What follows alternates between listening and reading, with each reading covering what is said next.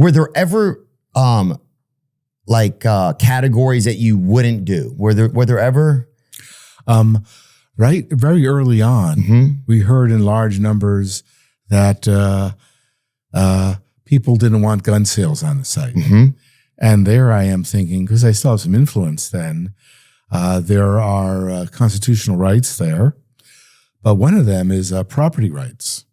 So if you have a site, it's your property, you get to set the rules, so you decide what's right and wrong there. So I believe in property rights and freedom of choice, and that's what you exercise. And that's what people do through the net. It's your site, your thing.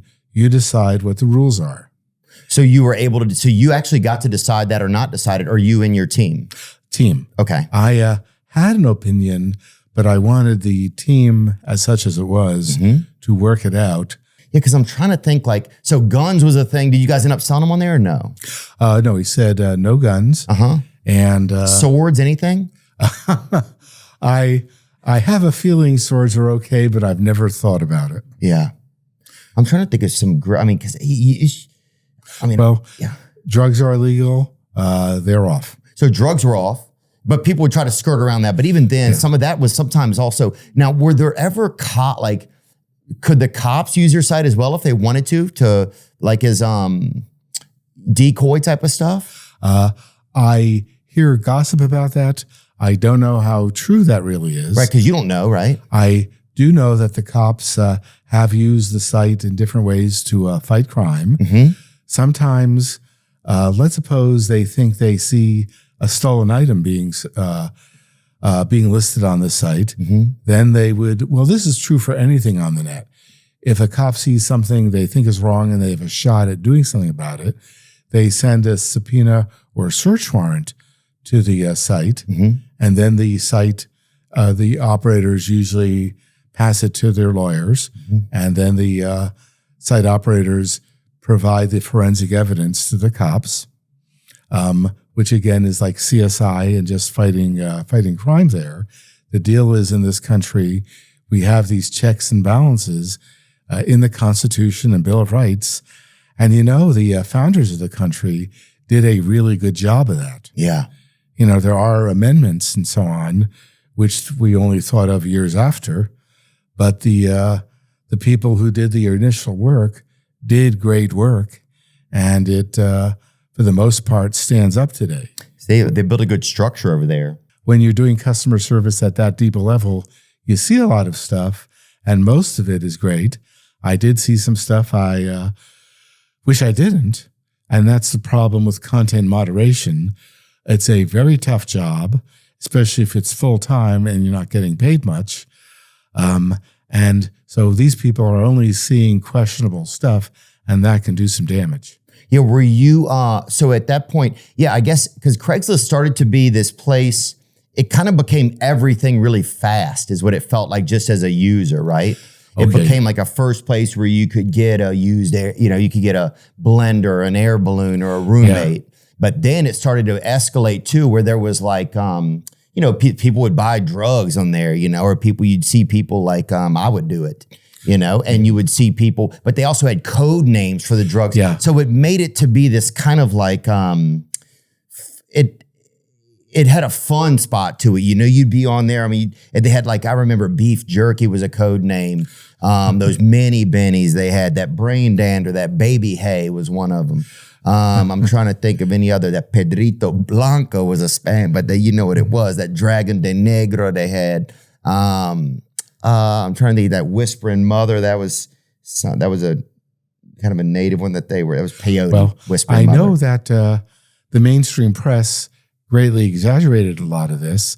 They didn't point out that what you see on the street always makes it online and everywhere. You guys weren't producing it. Well, what the mainstream press doesn't point out, that if you're a conscientious site, you keep around the digital forensics, and because people leave a lot of trace evidence around, CSI style. Wow. And that years and years ago, I talked with a lot of cops who were real pleased with the way that we kept around the forensics.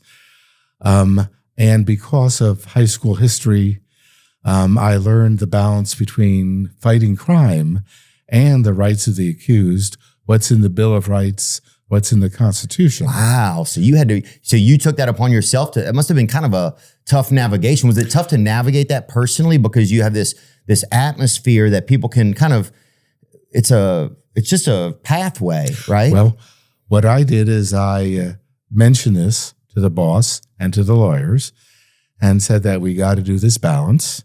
We had the advantage of having the Electronic Frontier Foundation available because they're the big pioneers of all this stuff online. What does that mean, the Electronic Frontier Foundation? Well, what they did is they're a great voice in standing up for the rights of regular people.